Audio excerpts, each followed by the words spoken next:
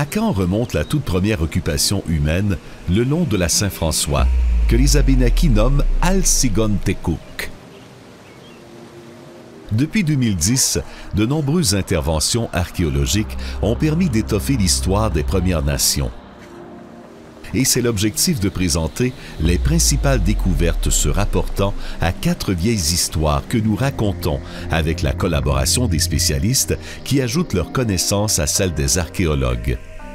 Nous débuterons à Odanak, laissant la parole aux Abénaquis, pour ensuite remonter la Saint-François pour raconter des histoires qui se sont déroulées à Weedon, à Brompton et à East Angus. Ces histoires s'inscrivent dans un milieu différent d'aujourd'hui, débutant il y a 10 500 ans. Il y a 10 500 ans, le front du Grand Glacier se situait à peu près à la latitude du lac Saint-Jean, mais il restait encore des glaciers sur le sommet des montagnes de Gaspésie. Le Saint-François se jetait dans le lac Alampsilis, un peu en aval de Drummondville, et le lac Alampsilis, c'est un successeur de la mer de Champlain et aussi un précurseur du lac Saint-Pierre. Dans la région, ici, autour de Brompton, c'était des sapinières à bouleaux blancs, un peu comme on trouve actuellement au sommet du lac Mégantic. Et la tête du Saint-François était, elle, dominée par des peuplements d'érablières à bouleaux jaunes. Mais les sapinières à bouleaux blancs de Brompton contenaient déjà beaucoup de chênes rouges. Le climat, à l'époque, était à peu près 2 degrés plus froid. Et l'ensoleillement annuel était aussi beaucoup plus grand qu'actuellement, à peu près 30 % plus grand qu'actuellement. Le débit des rivières était beaucoup plus faible à cause des faibles précipitations et ça devait poser des problèmes pour le canotage et pour les portages. Il y a 9 500 ans par rapport à 10 500 ans, on aurait connu un réchauffement, un léger réchauffement d'à peu près 1 degré. Et surtout, les sapinières s'étaient déjà transformées en érablières à bouleaux jaunes partout en Estrie, du lac Mégantic jusqu'à la région de Sherbrooke. La végétation le long de la rivière Saint-François s'est modifiée entre le début de l'occupation humaine il y a 10 000 ans et la fin de la préhistoire il y a environ 400 ans.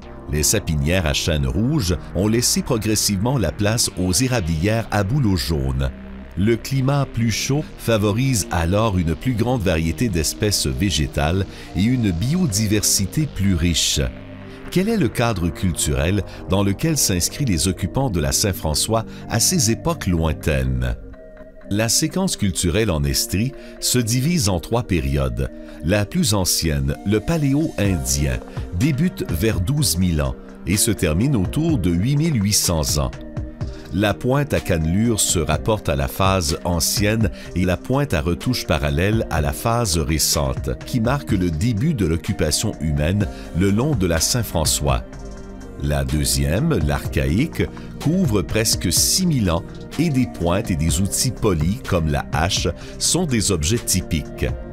La troisième se nomme sylvicole et elle correspond à l'apparition de la poterie. Notre première histoire nous amène à Odanak, près de l'embouchure de la Saint-François. Des fouilles menées au début des années 2010 ont permis de confirmer l'emplacement de certains bâtiments historiques et de mieux comprendre la nature des occupations au XVIIe siècle et au début du XVIIIe siècle. Ces fouilles et les recherches complémentaires ont été effectuées sous la direction de la nation Wabanaki, qui intègre alors l'archéologie comme discipline incontournable pour consolider les divers dossiers liés au territoire des Abénaquis.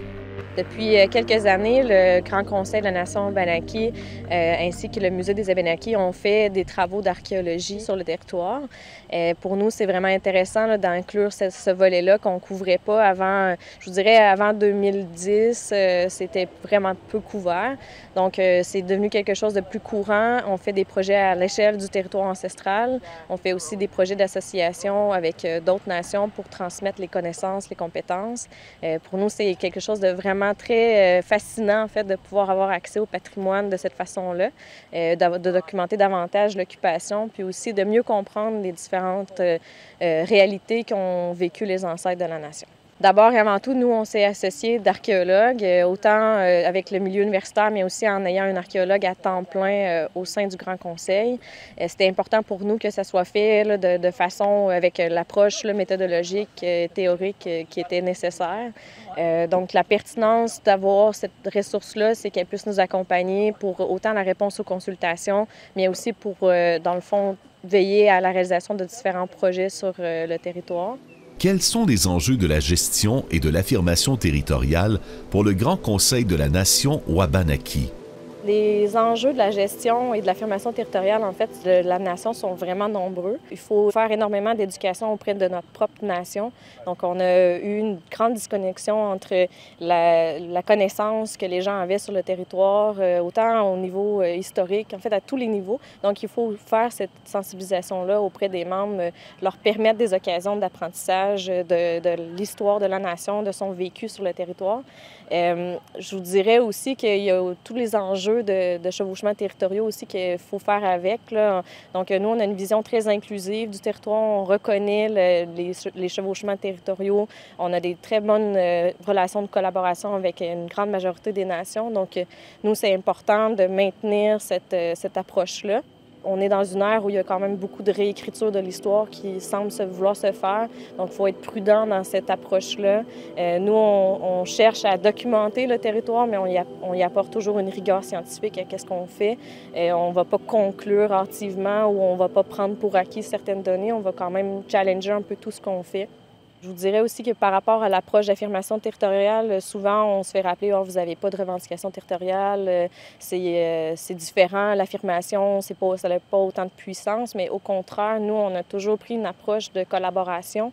Puis cette affirmation-là nous permet de continuer d'avancer sans avoir la lourdeur d'un processus juridique qui nous suit. C'est quand même un enjeu de faire valoir ce point-là au quotidien, mais de plus en plus, les gens nous connaissent. On a bien développé des liens avec différents secteurs, donc autant le milieu universitaire, le milieu communautaire, les municipalités, les MRC. Donc, on est là, on est disponible. C'est ce qui fait, je pense, la force là, du Grand Conseil en cette matière-là. On valorise le territoire dans son intégralité. On se considère comme les gardiens du territoire, donc tout ce qui est, dans le fond, protection du patrimoine culturel, mais aussi protection de l'environnement, certaines espèces aquatiques, fauniques, des floristiques. Donc, on essaie de couvrir le plus d'aspects possible. En ce vendredi 20 septembre 2019, des étudiants de plusieurs Premières Nations inscrits au collège Kiuna à Odanak sont initiés à l'archéologie sous la supervision d'archéologues professionnels. C'est pour former des archéologues autochtones en majorité. Là. Comme aujourd'hui, c'est beaucoup des Inuits et des Atikamekw qui sont sur le terrain avec nous. C'est vraiment de sensibiliser les étudiants à l'importance de l'archéologie en contexte des Premières Nations, parce qu'il y a vraiment peu d'archéologues des Premières Nations qui œuvrent dans leur communauté aujourd'hui. C'est vraiment dynamique d'intervention en contexte autochtone. C'est un site qui a beaucoup été fouillé déjà. On a déjà beaucoup d'informations sur le site, où se situaient les foyers, où se situaient les maisons longues, où se situait l'église à la base.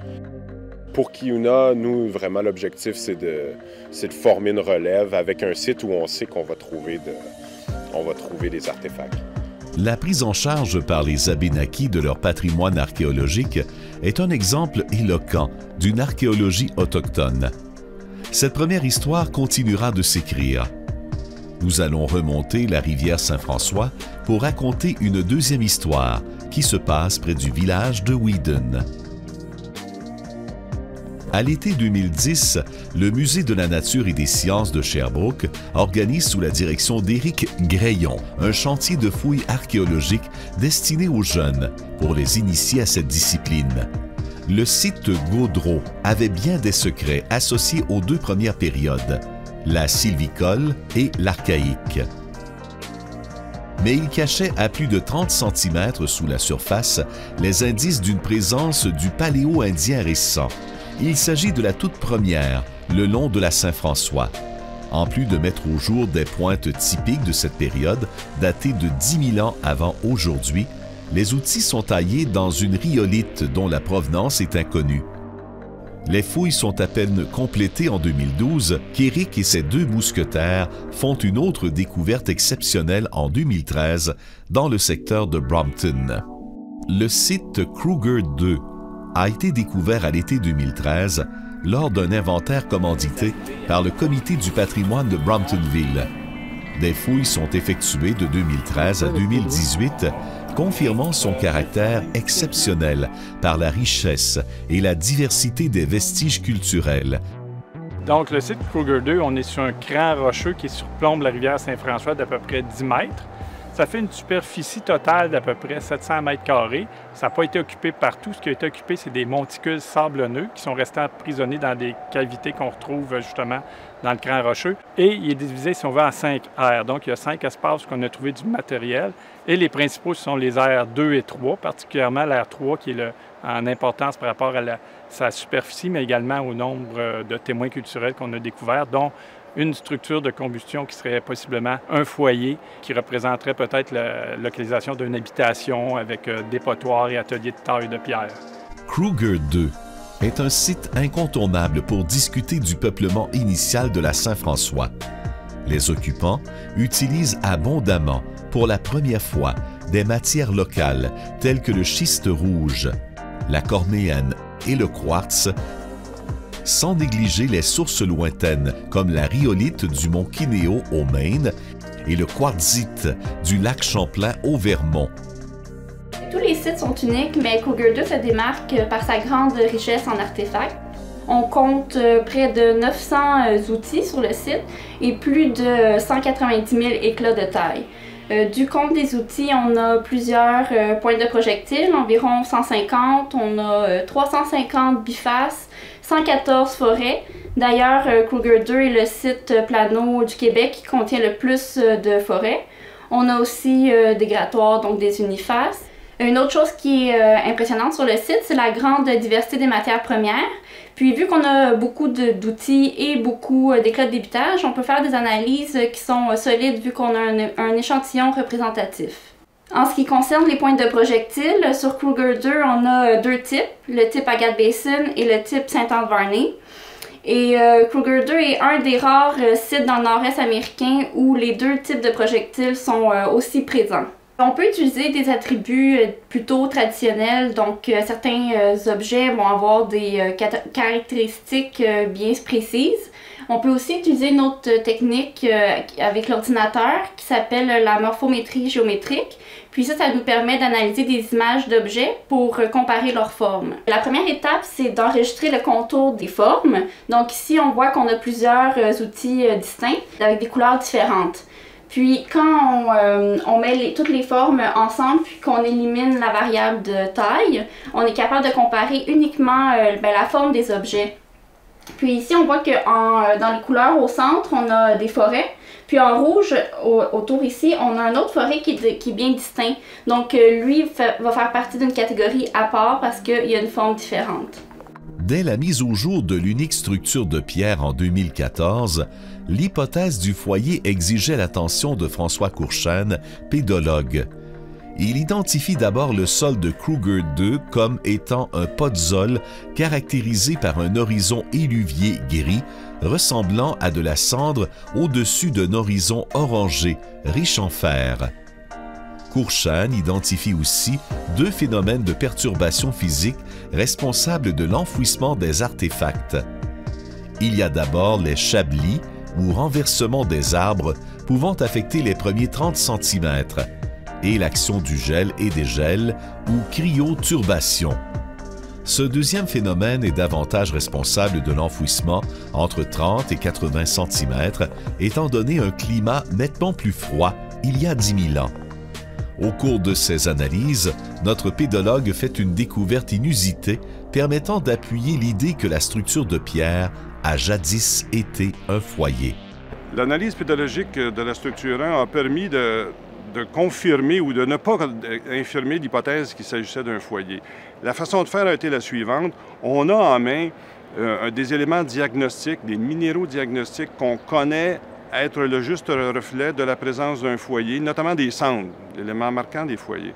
Et ces minéraux-là ne sont pas présents à Kruger 2. Cependant, en faisant l'analyse minéralogique, on a détecté la présence d'un autre minéral qu'on appelle la smectite. Et non seulement sa présence, mais une présence abondante, ce qui a posé une question assez importante de comment la smectite a-t-elle pu se former ici, parce que ce n'est pas un minéral qui est présent naturellement. L'utilisation de la smectite pour identifier ce qu'on appelle le fantôme des cendres supposait qu'on avait par ailleurs une façon de confirmer l'unicité de sa présence. En deux mots, on a analysé une variété d'horizons. Ce sont les horizons AE où on trouve la smectite, donc l'horizon de surface des podzoles qui est blanchi. Et dans aucun cas, sur aucun autre échantillon, trouvions-nous la smectite, sauf toujours à la structure 1.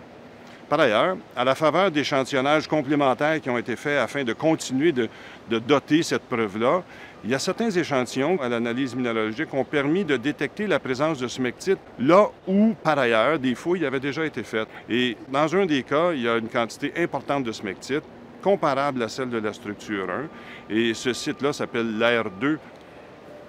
On en trouve aussi un peu de smectite dans un autre site qui s'appelle la structure 2, mais en quantité beaucoup moindre. Si la structure de pierre est un foyer, l'étude des objets trouvés dans ce secteur peut-elle appuyer cette fonction? Bien, en fait, c'est que la culture matérielle peut fournir des indices qui vont aider à confirmer la présence d'un foyer. La chaleur du foyer va amener des changements dans les outils lithiques, sur le débitage lithique. Ça peut être un changement de couleur, par exemple, un changement au niveau du lustre, mais ça peut aussi être la création de cupules. Alors, les cupules, ce sont des petits fragments circulaires convexes et qui semblent avoir éclaté puis laissé une légère dépression à la surface de la pierre. Alors ça, c'est probablement l'indice le plus probant de la présence d'un foyer ou de chaleur, parce que changement de couleur peut être occasionné par d'autres facteurs que la chaleur simplement. On a trouvé des éclats à cupules dans les puits qui entourent de très près la possible structure, mais on a voulu aussi tester des puits éloignés de la structure et voir s'il y avait une différence de fréquence. Effectivement, la fréquence la plus élevée d'éclats qui portent des traces d'exposition à la chaleur se trouve dans les puits qui jouxtent la possible structure. Les pierres de la structure 1 peuvent être datées par luminescence optique en laboratoire. Il s'agit de mesurer la quantité de radioactivité accumulée dans les minéraux, principalement les quartz et les feldspaths, depuis la dernière exposition de la pierre à une source de chaleur. Cette méthode a été appliquée sur des échantillons provenant du foyer et la date obtenue est cohérente avec l'âge probable du site. En 2015, 11 roches qui semblaient avoir été chauffées pendant l'occupation archéologique du site Kruger 2 ont été collectées et mesurées en laboratoire. Quand on trouve des roches dans un niveau d'occupation qui semble montrer des signes de traitement thermique, on parle ici notamment d'un rougissement ou d'un éclatement de la roche, il est très probable que ces roches-là soient directement reliées à l'événement archéologique en question. Les roches qui vont avoir été soumises à un traitement thermique vont être remises à zéro pour ce qui est de la luminescence, donc vont agir en tant que chronomètre pour la datation de l'événement archéologique d'intérêt. Pour les échantillons de 2015, seulement une roche a pu être datée. Un éclat de rhyolite, une pierre exotique du Maine, qui montrait un plan d'éclatement assez typique pour un traitement thermique et qui a été retrouvé dans un amas de roches, donc possiblement un foyer archéologique. Cette roche-là a été datée à 9300, plus ou moins 600 ans par la méthode de datation par luminescence, plus précisément par la méthode par stimulation infrarouge sur les feldspaths contenus dans la roche. Les eaux blanchies peuvent aussi être datées par la méthode du carbone 14, et ce sont les carbonates de calcium qui sont soumis au laboratoire après un procédé d'extraction rigoureux. Les résultats sont encourageants, en plus de confirmer la méthode précédente. Donc à ce jour, nous avons obtenu 4 dates sur 4 os différents, 2 de castors et 2 de mammifères indéterminés. La plus ancienne est une date de 9400 calibrée avant aujourd'hui, ce qui correspond à une date que l'on attend pour le paléo-indien récent. Elle est corroborée par d'autres dates, par la méthode du carbone 14 qui ont été obtenues sur des charbons de bois et par une autre date qui a été obtenue avec la luminescence stimulée optiquement qui est également autour de la même date. Les restes osseux peuvent aussi nous renseigner sur le mode de subsistance. Quelle est l'importance des milliers d'os blanchis? 9000 os blanchis pour un site ancien comme le site Kruger, c'est relativement impressionnant. C'est beaucoup. Il n'y a à peu près pas de sites paléo-indiens, ni au Québec, ni ailleurs dans le nord-est, qui contiennent autant d'ossements. Si on se compare à d'autres sites plus récents, c'est peu, mais pour des sites paléo-indiens, c'est beaucoup. Ce qui a fait en sorte que ces eaux-là se préservent en grand nombre, c'est certainement dû, au moins en partie, au fait qu'ils sont calcinés. Alors, il y a plusieurs espèces animales qu'on a identifiées dans l'assemblage. Le groupe principal est celui des rongeurs, parmi lesquels le castor est dominant. C'est une espèce importante pour beaucoup de populations autochtones et incluant donc les premiers habitants du territoire, ce qui est une information qu'on juge assez intéressante, assez originale. Mais il y a aussi plusieurs autres espèces. Alors, on a du rat musqué, on a de l'ours, et on a même des poissons et des oiseaux, ce qui est encore plus rare sur un site paléo-indien. Kruger 3 occupe une terrasse intermédiaire au pied de Kruger 2. À sa façon, il se démarque avec une séquence d'occupation s'étirant sur plus de 9000 ans et des témoins culturels enfouis jusqu'à 150 cm sous la surface, une profondeur très rarement atteinte en Estrie et au Québec sur des sites préhistoriques. Une particularité de Kruger 3 est la continuité dans l'occupation de cette petite terrasse. Au moins 9 moments distincts sont identifiés par 4 styles de poterie du sylvicole et de 4 styles de pointe de projectiles de l'archaïque. Des occupations que l'on tente de documenter. On suppose que les plus anciennes pourraient dater du paléo-indien récent. Mais l'important, nous, c'est de trouver quels groupes sont derrière ces objets. On veut retracer, si on veut, la séquence culturelle de ces occupations anciennes-là. La profondeur des couches contenant des vestiges culturels est impressionnante sur Kruger 3. Les fouilles de 2019 ont permis de récupérer des artefacts jusqu'à 150 cm. Le recours à la pédologie s'impose à nouveau pour comprendre l'enfouissement des témoins culturels. Le site Kruger 3 se trouve en position topographique basse en comparaison à Kruger 2 et présente une séquence d'horizon qui est complètement différente de ce qu'on trouve à Kruger 2. Comment s'explique alors l'enfoncement des artefacts à de telles profondeurs? Le fait que des objets, des artefacts se trouvent à Kruger 3 en profondeur répond à des phénomènes qui sont semblables à ce qu'on a trouvé à Kruger 2 pour au moins un cas, qui est celui des pédoturbations liées au bouleversement de la végétation, donc les champignons. Par ailleurs, le fait que des particules ou des artefacts soient en profondeur ne veut pas dire nécessairement qu'ils ont migré physiquement. Et c'est le deuxième mécanisme. Il se peut qu'ils aient été enfouis, ces artefacts-là. Donc, il y a des cycles de sédimentation qui, une fois l'objet déposé dans une paléosurface, cette surface-là soit enfouie par des sédiments sur 10, 15, 50 cm et que ce qui fasse en sorte que les artefacts se retrouvent aujourd'hui en profondeur, pas tant parce qu'ils ont migré, mais parce qu'ils ont été enfouis par une sédimentation subséquente.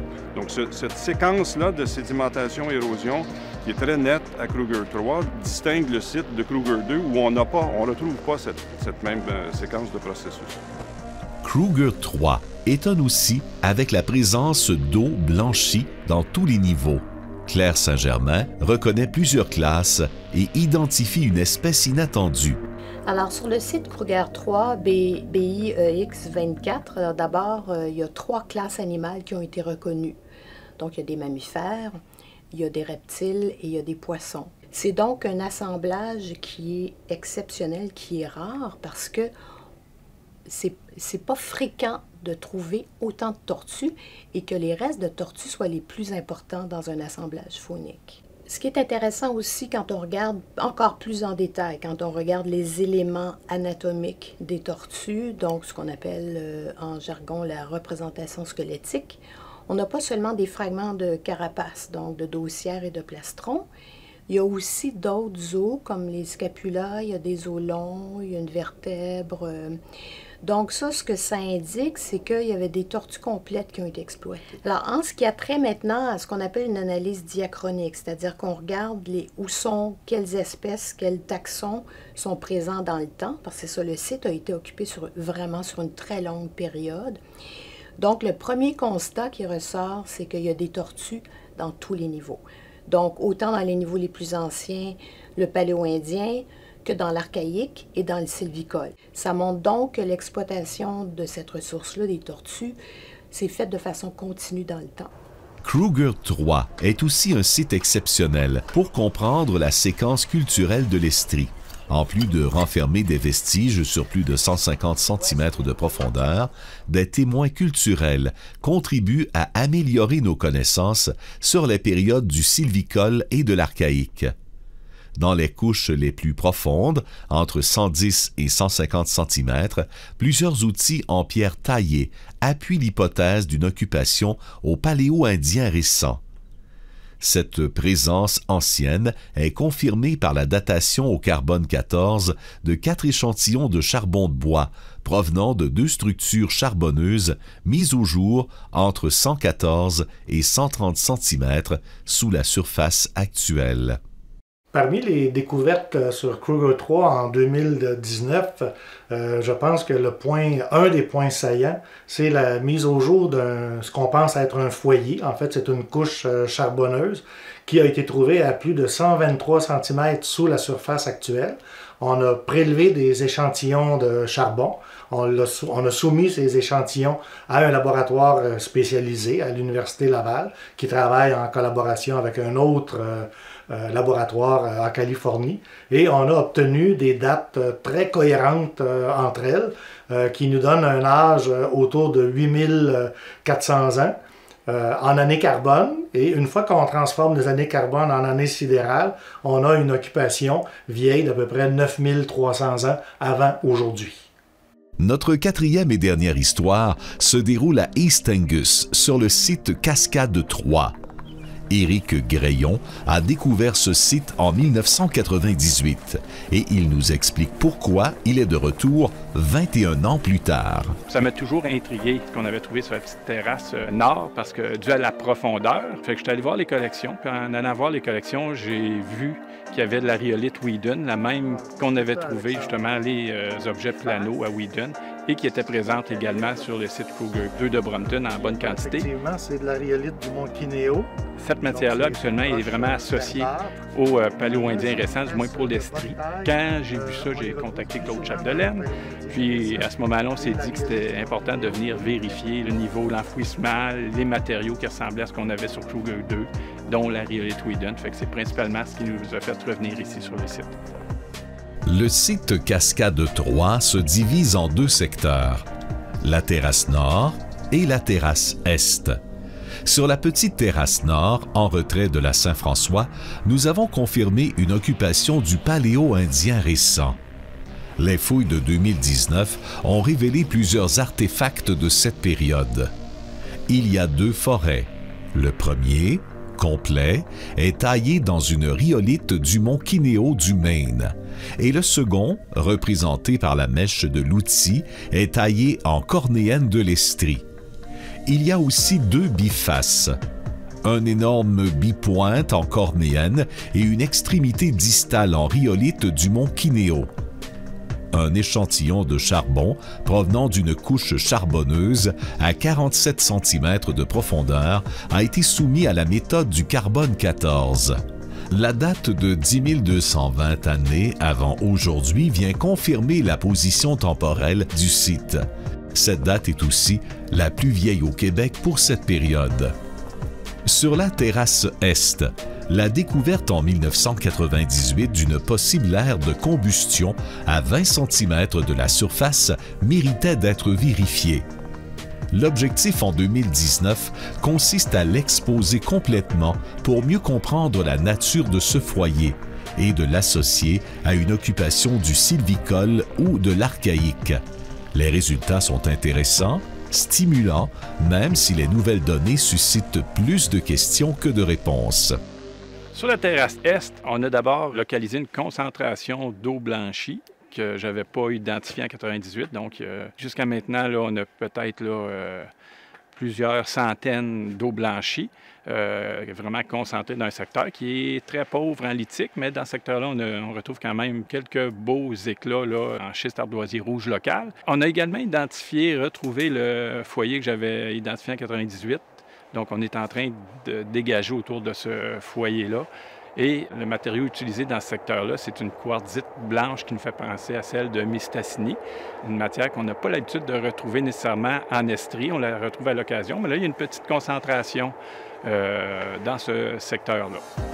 Ces vieilles histoires sur l'occupation humaine le long de la Saint-François reposent très souvent sur des objets en pierre. Il est donc fondamental de bien connaître les diverses matières premières utilisées dans le but de comprendre la mobilité des groupes et leur réseau d'approvisionnement.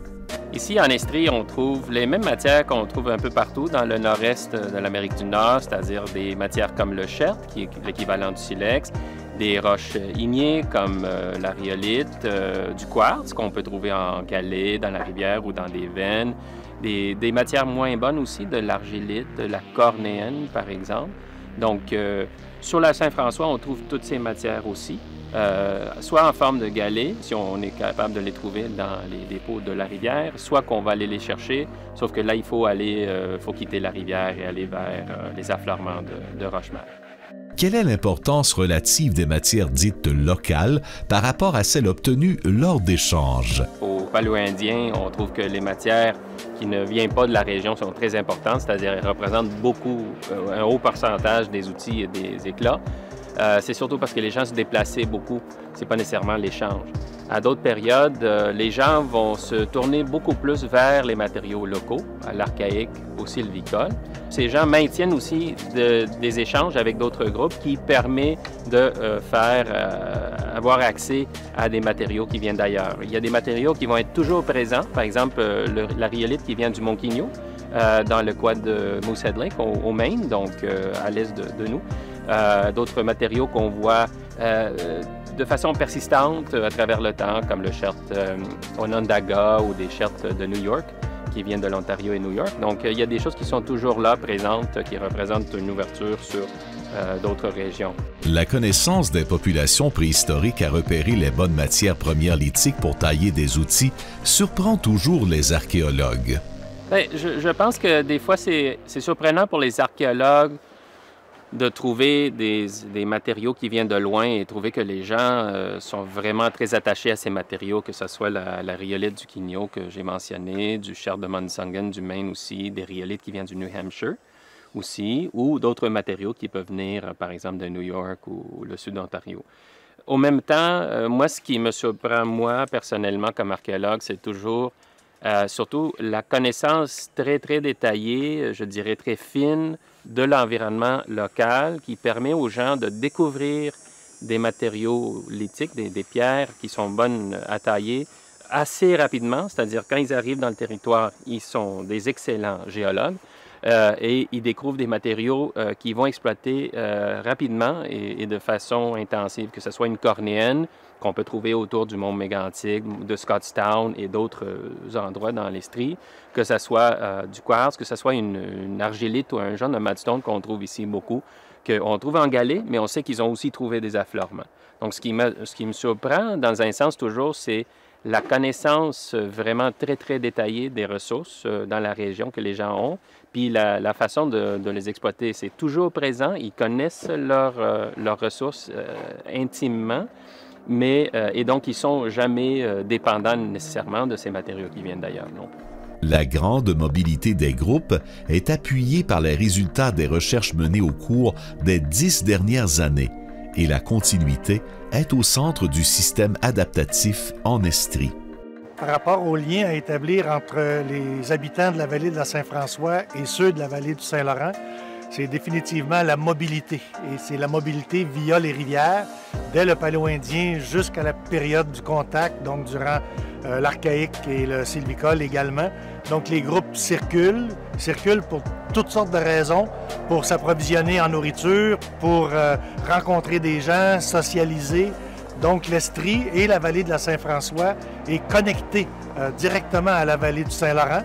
Et on le voit dans les influences sur la culture matérielle. Par exemple, au sylvicole, la poterie que l'on trouve sur les sites de la Saint-François sont comparables à ceux que l'on trouve le long du Saint-Laurent. Le fleuve Saint-Laurent était à l'époque préhistorique une très, très grande et très longue autoroute.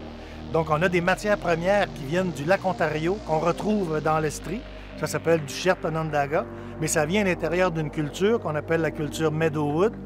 Et on a des indices de la participation des groupes de la Saint-François à cette grande sphère d'interaction qui fait en sorte qu'on n'est jamais isolé en Estrie. On peut aussi ajouter que les montagnes frontalières n'étaient pas un obstacle, que les groupes de la Saint-François, en remontant par exemple la rivière au Saumon ou en trouvant une façon de se retrouver dans la vallée de la rivière Chaudière, pouvaient facilement traverser les montagnes frontalières et se retrouver dans le Maine.